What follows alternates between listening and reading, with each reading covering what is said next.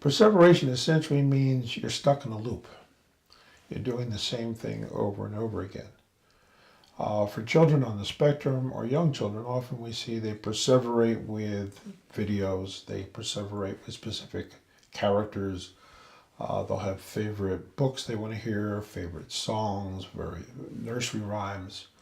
All of that is perseveration. You're kind of like hearing the same thing, seeing the same thing over and over again.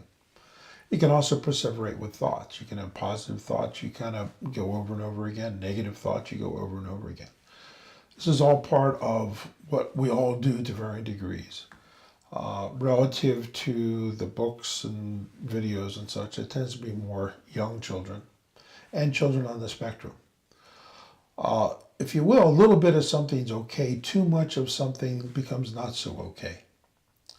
And one of the things that happens with children who have slower development is instead of moving through stages, they stay too long on one stage, and if you will, get too good at things. Whereas a typical child, would have the perseveration with videos and specific books, for a few years when they're tiny.